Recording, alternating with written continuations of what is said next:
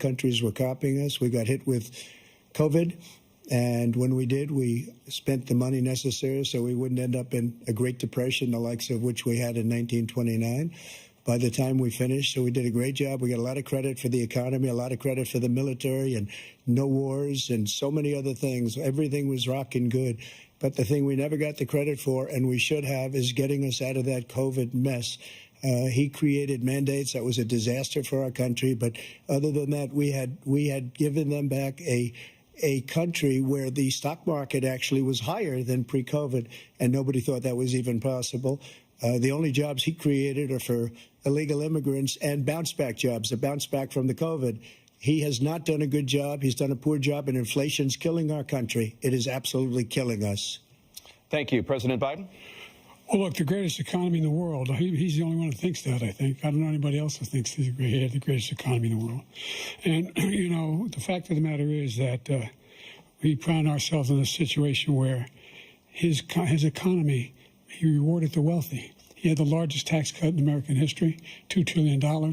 He raised a deficit larger than any president has in any one term. He's the only president other than Herbert Hoover who's lost more jobs than he had when he began, since Herbert Hoover. The idea that he did something that was significant. And the military, you know, when he was president, they were still killing people in Afghanistan. He didn't do anything about that. When he was president, we were still finding ourselves in a position where you had a notion that we were this safe country. The truth is, I'm the only president this century that doesn't have this decade, that doesn't have any troops dying anywhere in the world like he did. President Trump, I want to follow up if I can. Am I allowed to respond to him? Well, I'm going to ask you a follow-up. You can do whatever you want with the minute that we give you. I want to follow up. You want to impose a 10% tariff on all goods coming into the U.S. How will you ensure that that doesn't drive prices even higher? It's not going to drive them higher. It's just going to cost countries that have been ripping us off for years, like China and many others, in all fairness to China.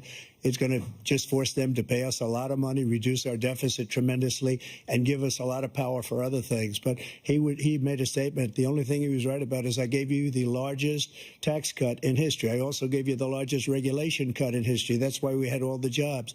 And the jobs went down, and then they bounced back, and he's taking credit for bounce-back jobs. You can't do that. He also said he inherited 9% inflation. Now, he inherited almost no inflation, and it stayed that way for 14 months. And then it blew up under his leadership because they spent money like a bunch of people that didn't know what they were doing. And they don't know what they were doing. It was the worst, probably the worst administration in history. There's never been. And as far as Afghanistan is concerned, I was getting out of Afghanistan, but we were getting out with dignity, with strength, with power.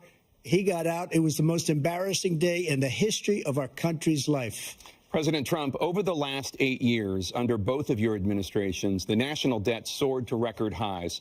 And according to a new nonpartisan analysis, President Trump, your administration approved 8.